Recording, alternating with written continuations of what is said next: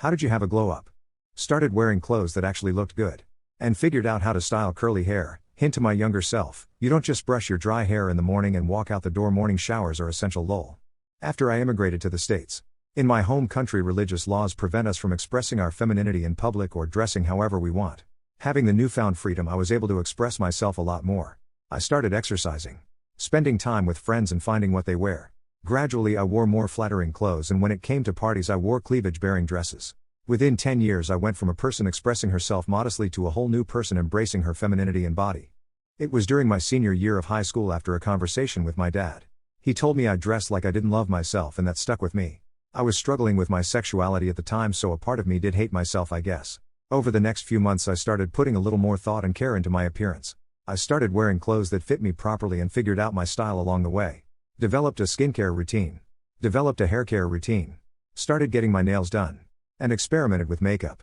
Have 2 older sisters and a mom into that stuff helped. Started when I hit 30.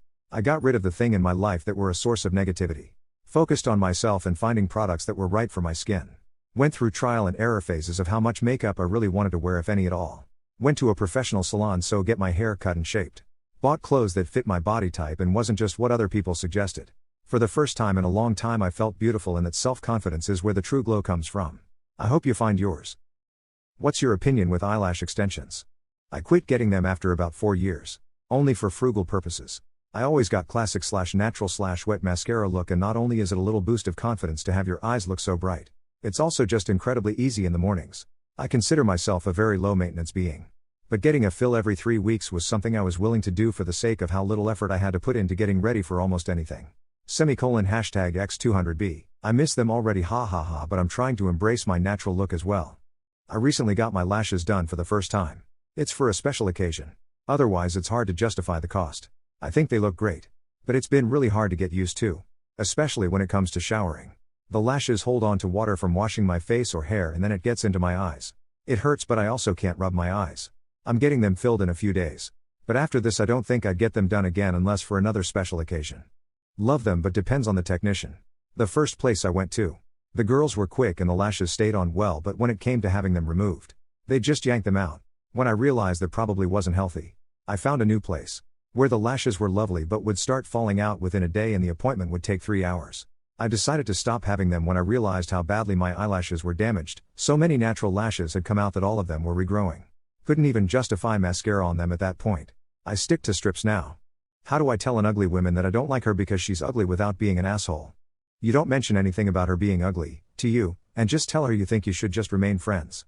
I don't understand why you think you need to tell her you think she's ugly. If she asks for specifics, all you have to do is say you don't feel any desire to pursue a romantic relationship.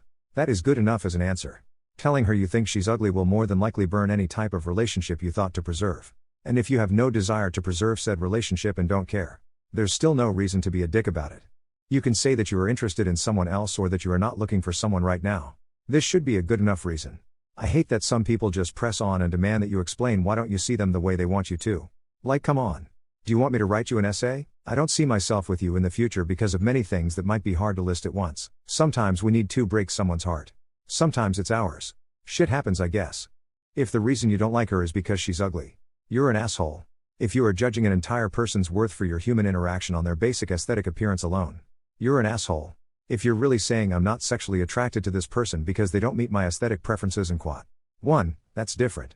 And 2, you just say I don't feel like we're compatible for a relationship. Thanks for giving it a try and quad. The problem here isn't that she's ugly, it's that there isn't a match between your minimum aesthetic requirements and her resources. And yes, you can be an asshole for what your minimum requirements are. But that has its own nuance.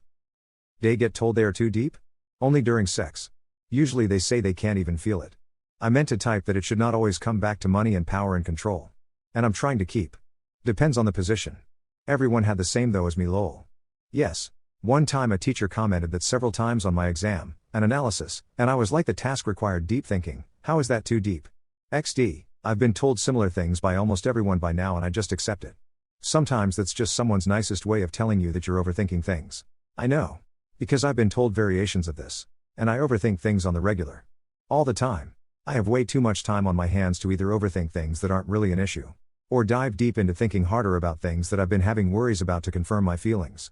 Both suck either way, and it's something I'm learning to overcome. It's hard when you have a lot of validation to feel the way you feel. But it's also not healthy and you need to live your life not in your head.